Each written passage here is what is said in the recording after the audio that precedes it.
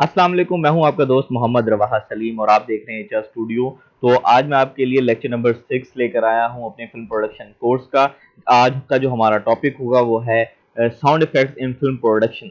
तो आज का जो टॉपिक है बहुत कंसाइज सा है, बहुत छोटा सा है, लेकिन बहुत ज़्यादा इंटरेस्टिंग है और बहुत सी मज़ीद जो है वो आपको इसमें इंटरेस्टिंग बातें मिलेंगी आगे जाके और बहुत कुछ सीखने को मिलेगा। उम्मीद करता हूँ आपके लिए बहुत ज़्यादा फ़ायदेमंद ये लेक्चर साबित होने वाला है। तो हमारे साथ जुड़िएगा, बहुत छोटा सा कंसाइज सा लेक्चर है, तो हमारे साथ पूरा ये लेक्चर अटेंड कीजिएगा। तो बढ़ते हैं, बट इस साउंड सबसे पहले जब हम बात कर रहे हैं इस साउंड की, म्यूजिक की और इसमें जो जितनी भी चीजें इसमें इन्वॉल्व होती हैं उसमें सबसे पहले हम जान लेते हैं कि साउंड होता क्या है। Sound is important in a production, definitely production के लिहाज से बहुत इंपॉर्टेंट चीज होती है। जब आप मोशन ग्राफिक्स को डिजाइन कर रहे होते हैं, शूट करते हैं, तो उसमें डेफिनेटली जो है वो साउंड का जो एलिमेंट है वो बहुत ज्यादा अहमियत का हामिल होता है। Different aspects of sound enhance the characters and the story. Definitely जब तक साउंड नहीं होगा तो स्टोरी में जान नहीं आएगी, कैरेक्टर्स में जान नहीं आएगी। अगर साउंड ना हो, जब आप पिछली भी देख लें, जब साउंड का रुझान नहीं था, जब क्या कहते हैं डायलॉग डिलीवरी नहीं होती थी, चार्ली चैपलिन की मूवी के अगर आप इसमें एक एग्जांपल लें, तो उसमें भी जो ना थ्रू आउट एक साउंड आपको म्यूजिक जरूर मिलता था।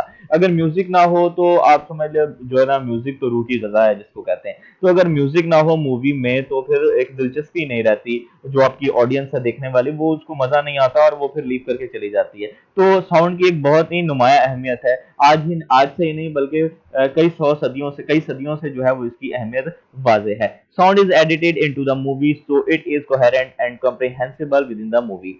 Sound in a movie includes music. Sound की अब एग्जांपल्स आप ले लें कि कौन कौन सी हैं। इसमें म्यूजिक शुमार होता है, डायलॉग का शुमार होता है, साउंड इफेक्ट्स होते हैं डिफरेंट टाइप्स के, एम्बियंट नॉइस या उसको आप बैकग्राउंड नॉइस कह लें, समटाइम ये एक ही होते हैं या इसको आप अलग अलग भी बयान कर सकते हैं। मैं आगे जाके इसको समझाऊंगा इस बात को। एंड साउंड ट्रैक्स डेफिनेटली, ठीक है, जिसमें आपके सॉन्ग्स वगैरह आ जाते हैं। Some sort of sound is always use to enhance the movie experience.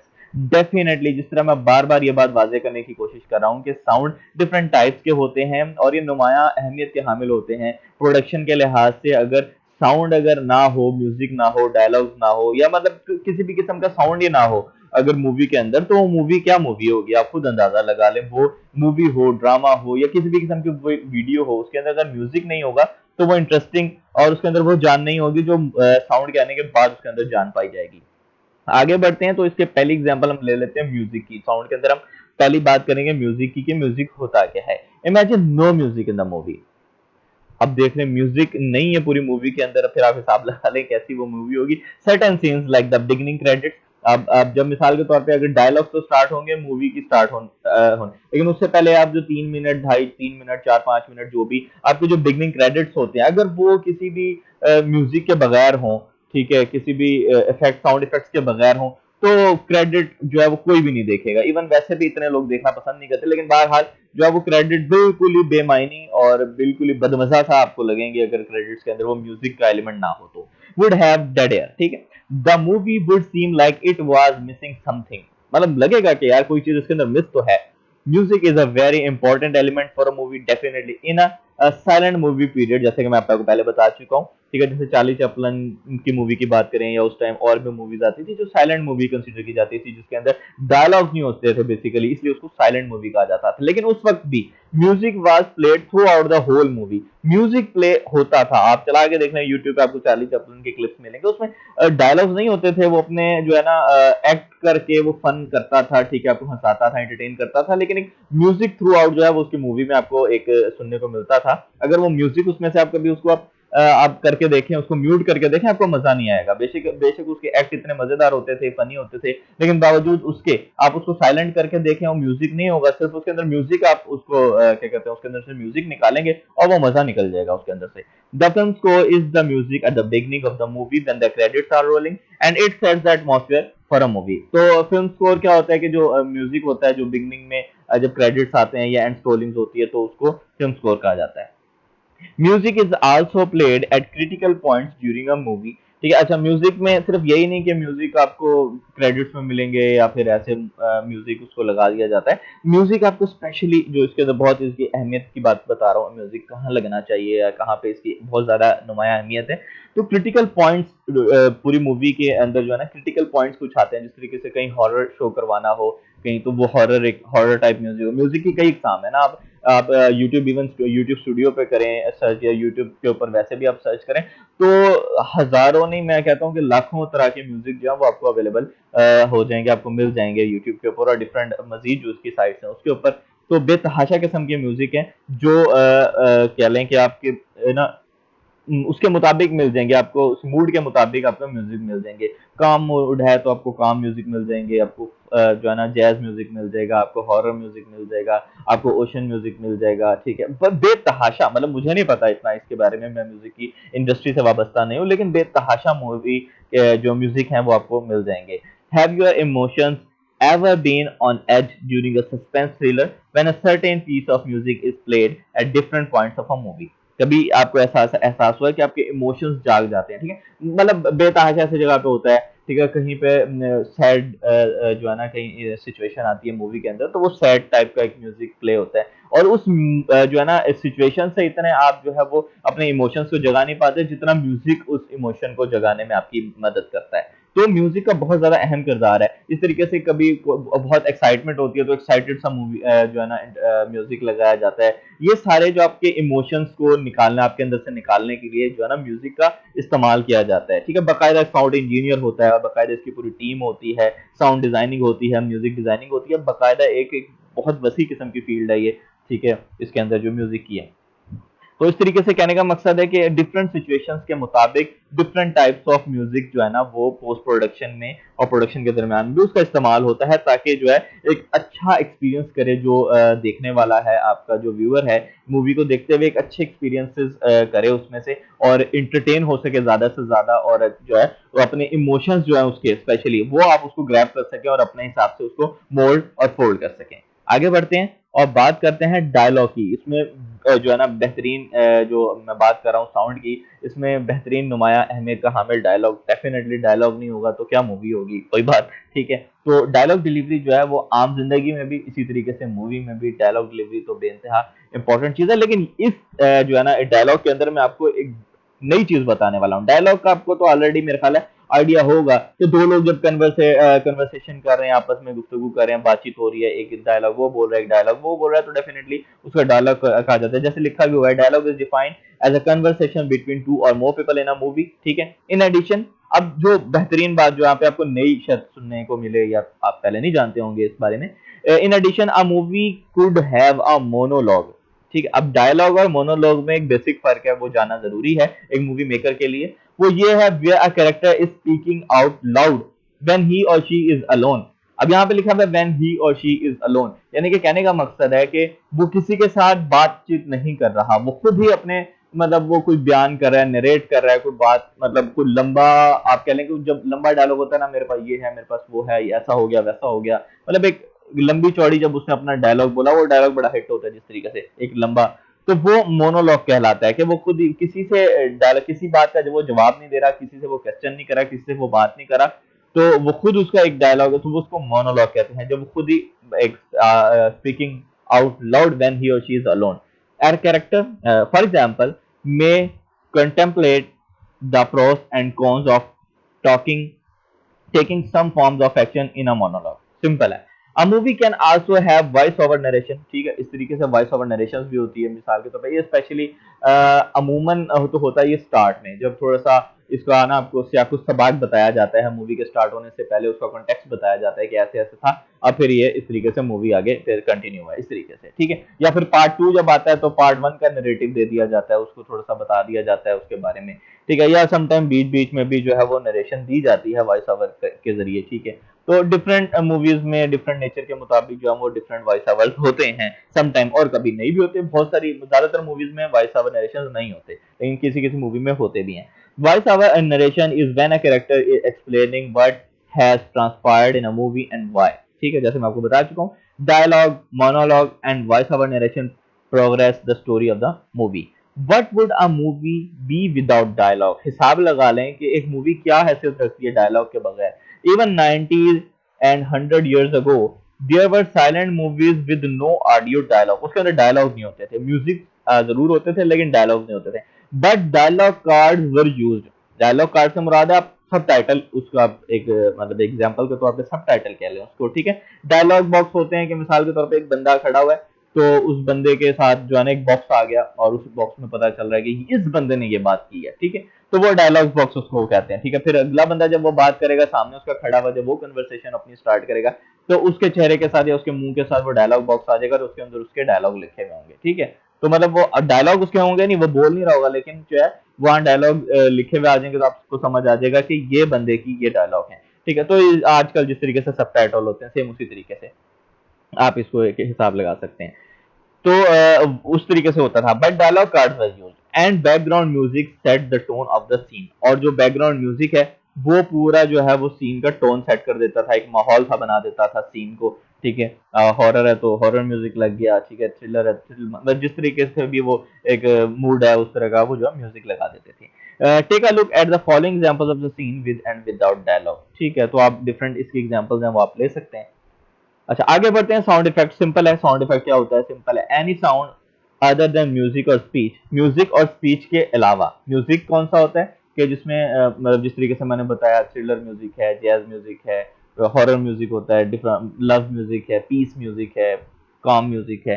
Artificially reproduce to create an effect, ठीक है, in a dramatic presentation as a sound of a storm और क्रीकिंग डोर। मिसाल के तौर पे जिस तरीके से बाहर बिजली चमक रही है तो बिजली गरज रही है, उसकी साउंड जो है, ये ज्यादातर साउंड इफेक्ट जो होते हैं ना पोस्ट प्रोडक्शन में लगते हैं, ठीक है। ये क्योंकि इस तरह होता है जब हम प्रोडक्शन कर रहे होते हैं, ये बहुत ज्यादा अहम बात मैं बताने वाला हूँ, बहुत ज्यादा गौर से सुनिएगा इस बात को।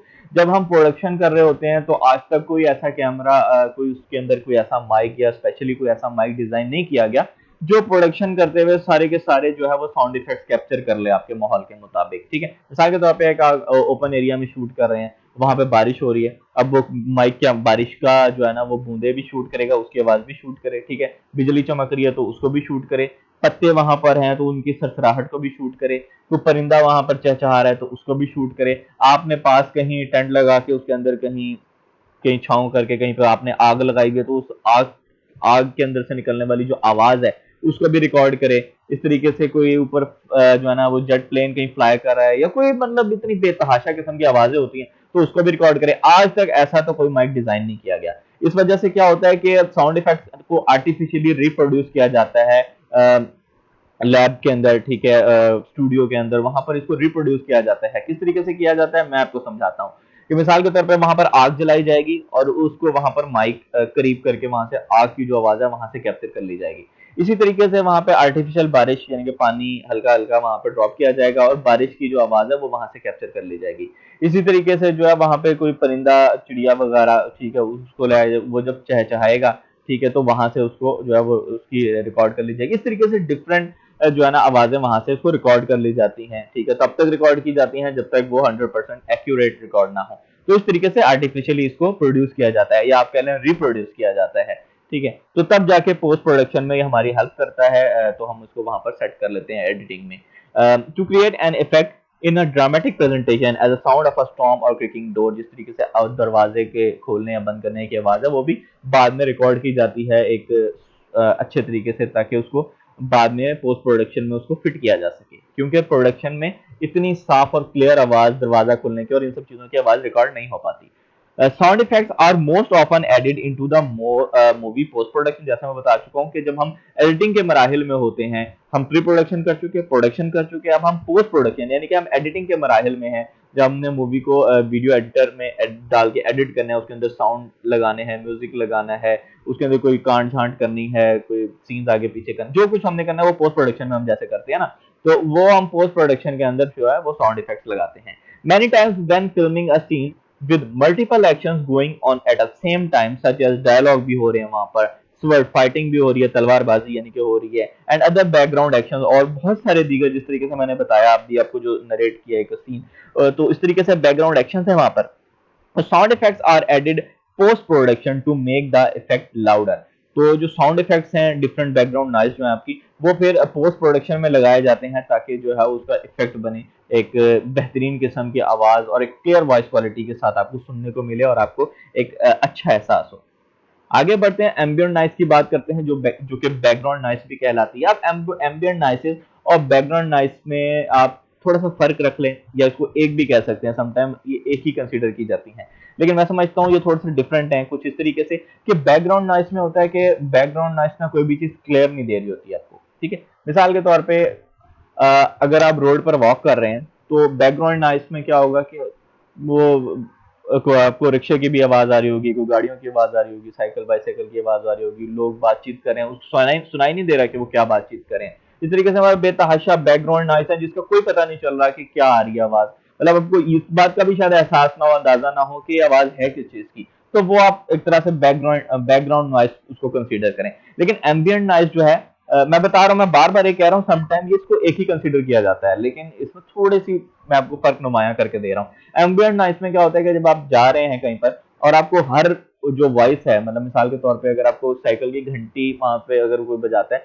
तो उसकी आवाज बाकायदा आपको अलग से सुनाई देती है, आपको पता चलता है कि आपको यार ये साइकिल की घंटी है, ठीक है। या अगर कोई दो लोग बात करते हुए जा रहे हैं तो आपको बाकायदा उस बात का पता चला कि इन्होंने क्या बात की, ठीक है। या अगर कोई मोटरसाइकिल वहां से गुजरी, उसने हॉर्न की आवाज हॉर्न बजाया तो आपको पता चला कि यार बाइक का हॉर्न है। तो इन सब चीजों का कहने का मकसद है कि जिसकी वॉइस क्लियर हो, आपको समझ आए कि यह वॉइस थी किस चीज की, तो वो एम्बियंट नॉइस में कंसीडर की जाती है। एम्बियंट नॉइस अब यहाँ पर भी इसी तरीके से लिखा है, यहाँ पर दोनों को एक ही बताया गया है जिस तरीके से ambient noises are background noises, क्योंकि टिपिकली ये एक ही है।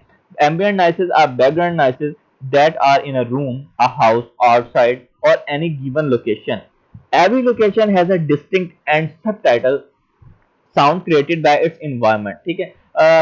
आप जिस तरीके से इन्वायरमेंट के मुताबिक डिफरेंट टाइप्स ऑफ नॉइसेस होती हैं, आपने घर में हैं तो आप एक कमरे में बैठे हैं तो लेट्स सपोज घड़ी की टिक टिक की आवाज आपको सुनाई देगी। अगर कोई झिंगुर या छोटा मोटा कोई कीड़ा वगैरह अगर कोई इस तरह की मतलब है, अगर आप करीबी से सुने उसकी आवाज होगी। पंखा चलने की आवाज है या एयर कंडीशनर चल रहा है तो उसकी हल्की हल्की सी, अगर आप बहुत क्लोजली उसको अगर आप ऑब्जर्व करें तो उसकी है। कोई चीज शॉपर पड़ा हुआ है तो उसकी सरसराहट की आवाज होगी।